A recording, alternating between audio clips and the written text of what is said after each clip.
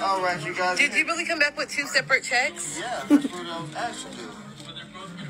You're really gonna make me pay? You gonna get some eggs? No. Well, anyways, man, here go the 2. She's not gonna give you what? No eggs. That's crazy. Man. Wait. Are you? I'm gonna pay the 15. At least they're short kneecap. Fuck you. See, I don't want to. That's your problem. He's really making me pay, you guys. Hey, how you get home? You're fucking taking me home. You're taking me home. You got gas? No. You want to give that to the ride? No. You're taking me home. I think you heat up the food. Alright, you guys, he's not. First and foremost, this video is. If she gives him no pussy and even treats him as a friend, she can't expect him to pay and take her home. That woman right there is ridiculous. She ordered the most expensive dishes for sure, and not because she liked those dishes, but because, well, she expected him to foot the bill. At the end of the day, men are supposed to pay, right? Hell no. Women want men to pay at all times, but once you want a woman who's feminine at all times, guess what these hoes call you?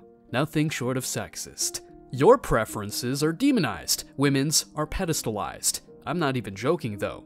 Modern women live their lives in easy mode, but once a strong and masculine man with common sense doesn't put them on a pedestal, they go insane. If you don't believe me, check this out. Wait, actually, real quick, babe, are we gonna have sex tonight? Really? Yeah, that's all right. Fellas, this is how you educate these women. They come with all sorts of bad habits and even don't tolerate when you exercise your preferences. But as the saying goes, my way or the highway. More on that in a second. In today's video, we're diving deep into why men are not paying for dates anymore or simply not dating, and why this is making women go nuts. Stick around because I'm sure you're going to love this one. But before we go any further, let me share the comment of the day. Shout out to Mr. Incognito and OG. He said, translation, she's upset that her friends have kids and don't have time for her anymore. So she spends her B-day alone ranting on TikTok instead of spending quality time with the family she never had. Brutal, but it's the brutal truth. Please don't forget to reach out to us by email to claim your $5 for that comment of the day. As usual guys, I'll pick one comment from each video. It may be the funniest, the most liked, or one that touched me, so don't forget to leave a comment and you may be our next winner. Make sure to hit the like and subscribe buttons too, as it helps a lot. And now, back to the video.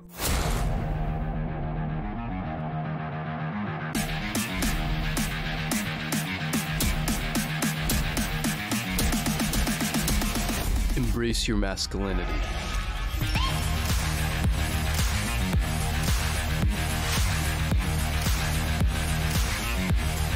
I don't think men should pay on the first date. My advice to men is, you do not adhere to your traditional gender roles with women who are not traditional women. And newsflash, 90% of women are not traditional women. I'm not gonna pay for a girl who's fucking someone else. And the fact of the matter is, the dating meta, as it is, you have to assume when you're first meeting someone, they're fucking at least one other person. Because I know girls that are fucking 1, 2, 3 guys. And I'm gonna go on a date with you, and then I'm gonna pay for your food, you're gonna get a to-go bag, and give it to the guy you're fucking. No. Not going to put myself in a position like that. So the way the dating meta is, I have to assume going in, she's fucking another guy, you're not adhering to your traditional gender roles, I won't adhere to mine. Alright, let's dive into the wild world of modern relationships, where the debate on whether chivalry is dead echoes like a catchy tune. You know the drill, right?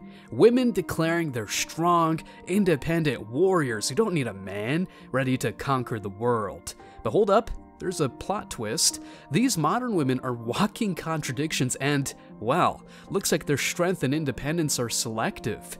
Picture this, a crowded coffee shop, the clatter of cups and the buzz of conversation. You've got women sipping their lattes with an air of empowerment, proudly proclaiming, chivalry is dead and I'm perfectly fine with that. It's a declaration of war against outdated norms, a celebration of independence that shakes the very foundations of traditional expectations. But here's the kicker. Is chivalry truly 6 feet under? Or is it just taking a nap until the right moment? In reality, women waive their strength until situations arise that demand a different kind of superhero cape. Let's put on our detective hats and dive into the irony of it all. Independence is the buzzword, the anthem, the battle cry. Women are breaking barriers, smashing fake glass ceilings, and navigating the professional realm like the bosses they claim to be. It's a sight to behold, a revolution against the expected narrative of damsels in distress waiting for a knight in shining armor. But, and it's a big but, when the spotlight shifts from the boardroom to the dining table, from the office to the snowy driveway, a peculiar transformation takes place. Suddenly, the strong and independent women find themselves caught in a dance with selective chivalry. It's like a rom-com plot where the modern woman swears off love but ends up falling for the charming neighbor, or even worse, the bad boy. Independence takes a back seat, and chivalry, in all its traditional glory, makes a sneaky comeback. Yeah, chivalry is an outdated concept right until these women have to foot the bill. Take a look. It's 18. Why don't you gotta pay for all y'all food though? You brought 18 friends. I'm finna leave you. You staying here with them or you coming with me? Are you? Oh, bro! He is not her boyfriend, he's just a walking debit card to her. The fact that all those friends feel he should pay speaks volumes.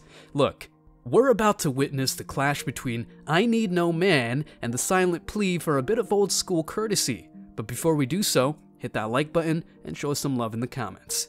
Let's peel back the layers of the notion of strong, independent women, the architects of a narrative that proudly asserts, I need no man. In the professional spotlight, these women breaking through ceilings, proving competence and resilience across various domains, CEOs, scientists, and artists wearing multiple hats redefine success on their terms. However, as the narrative unfolds, we encounter a subtle but intriguing contradiction. The battle cry of independence echoes loudly until life takes a turn from the boardroom to the realm of personal relationships. It's here that the resolute declaration of self-sufficiency encounters a temporary hiccup. Independence, it seems, has its limits, especially when circumstances demand shared responsibilities and perhaps a hand to hold.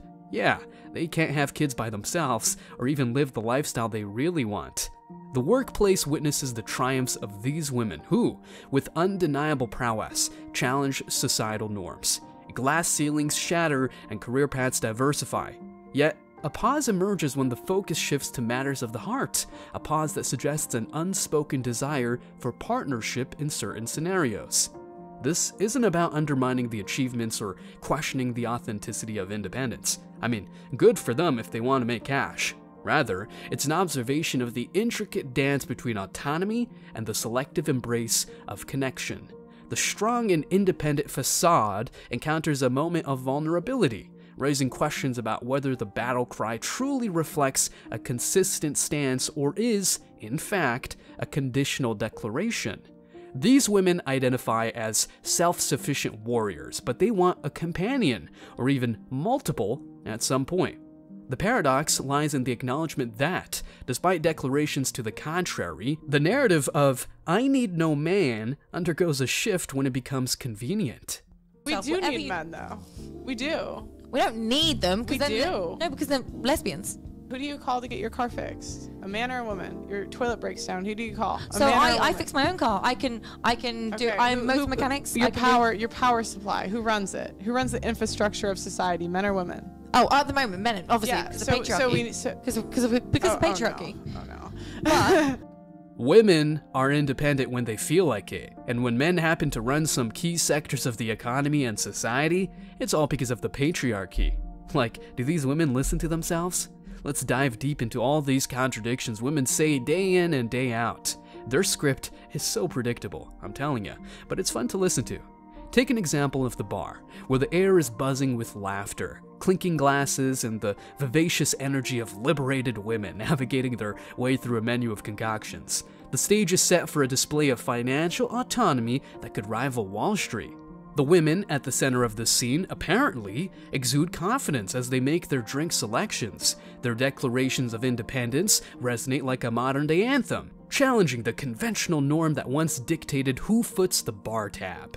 Here, in this circus of liberation, the narrative seems crystal clear. These women are in charge, and they're financially self-sufficient. As the bartender meticulously crafts their chosen elixirs, the atmosphere is filled with the empowering buzz of autonomy. It's a moment of celebration for breaking free from the historical expectations that someone else, likely a man, should cover the expenses. The act unfolds with a sense of triumph, a collective pat on the back for these women who navigate the world with a financial swagger. However, just when the crescendo of empowerment reaches its peak, a subtle shift occurs. The bartender, almost as if on cue, places the neatly itemized bill on the table.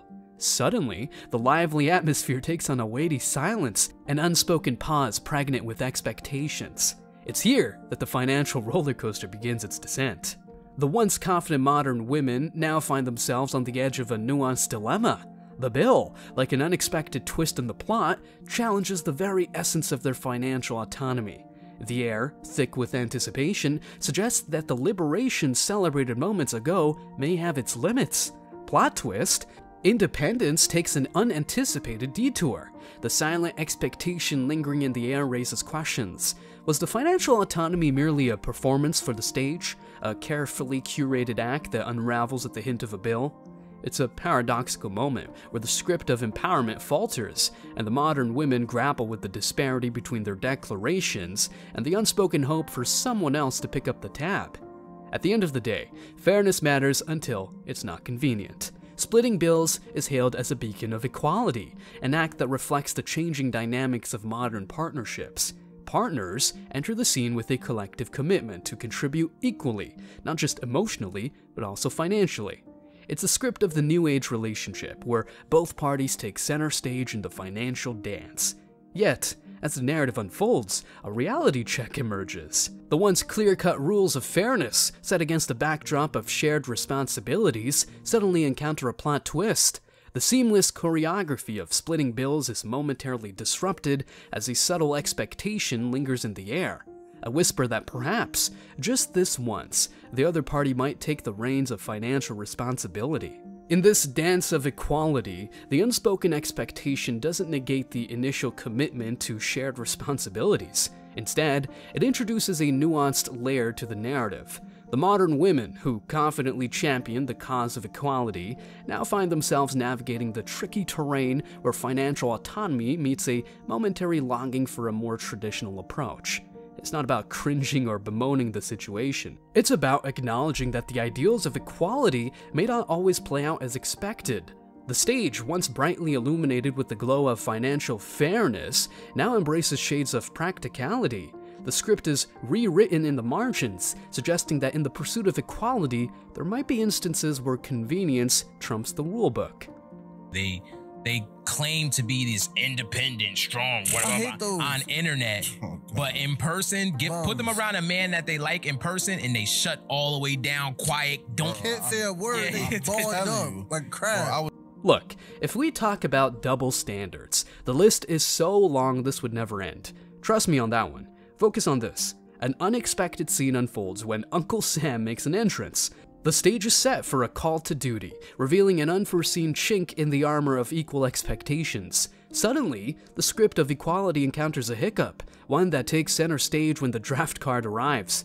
Conscription, it appears, becomes a bridge too far in the pursuit of absolute equality.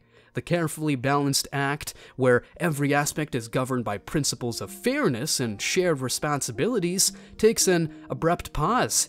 The battle of the sexes, momentarily silenced by the gravity of national duty, challenges the consistency of equality in every aspect. The arrival of the draft card casts a spotlight on a unique conundrum. While the theater of equality strives to erase gender-based disparities, the reality of conscription introduces an uncharted territory. The script, so intricately written to embody the principles of parity, now encounters a situation where the traditional notions of gender roles seem to reassert themselves. This momentary divergence in the pursuit of equality raises thought-provoking questions. Is equality an absolute, unwavering principle, or are there exceptions that challenge its consistency? The theater of equality, momentarily paused by the call to duty, prompts the audience to contemplate the delicate balance between principles and the unforeseen circumstances that may temporarily alter the course of the script. So women can participate much more to some degree. In combat roles, it's still, I mean, in any case, we don't need to get into the whole military thing, but I would say the difference is, if we're talking about equality though, disregard, well, maybe men make better soldiers. Let's say an 18-year-old man who doesn't want to go to war, doesn't want to go get sent, take Ukraine for example. All the women could leave the country. All the men had to stay. You could not leave the country. You cannot leave Ukraine if you were a man between the ages of 18 and like 60 or 65. While all the women in Ukraine, actually I matched with some girls on Tinder, like when the was heaviest in Ukraine, when Kiev was getting scorched up, I was matching with chicks on Tinder and Hinge and shit. Our drama zooms in on the hypocrisy of selective equality when it comes to physical labor. Picture a scenario where modern women, who readily embrace the ideals of equality in less strenuous tasks, suddenly reveals a different face when heavy lifting takes the spotlight. Whether it's moving furniture or fixing a leaky faucet, this modern woman, initially an advocate for equal contributions, undergoes a transformation from someone championing equality to someone selectively seeking assistance. The plot unravels, exposing the inconsistency in expectations when it comes to sharing the physical load. Once hailed for fearlessly confronting challenges, modern women represented the belief that strength knows no gender boundaries. However, as the story progresses, heavy lifting becomes the litmus test, and a moment of truth emerges. In this pivotal act, modern women's commitment to equality faces a reality check. The script, which initially boasted about equal strength and shared responsibilities, now grapples with the authentic, physical demands of the task at hand. This turning point spotlights the selective nature of modern women's equality stance in the arena of physical labor. It's not a dismissal of the principle, but a revelation of the hypocrisy embedded within. When faced with physically demanding challenges, collaboration suddenly trumps the proclaimed equality. The stage, once set aglow with the rhetoric of equal capabilities, now exposes modern women's inconsistency, particularly when it comes to the tasks requiring more physical effort. While there's an apparent call for traditional gestures, especially in shouldering financial responsibilities and tackling strenuous tasks, a contrasting expectation emerges in other realms. Women, it seems, selectively embrace chivalry when it serves their advantages, ardently advocating for equality elsewhere. This glaring double standard lays bare the paradoxical nature of expectations, where traditional norms are conveniently summoned for certain privileges, creating a striking dichotomy between the desire for chivalry and the pursuit of equal footing in contemporary relationships. Stay strong, guys. As always, I wish you tremendous success. Now it's your turn. What do you think? Let me know your thoughts in the comment section below. Remember that if you leave the best comment, you will get $5. Thank you so much for watching. If you found value in this video, hit the like and subscribe buttons, ring the notification bell so you don't miss out on future uploads, drop a comment, and share it. See you in the next video, guys. Till next time.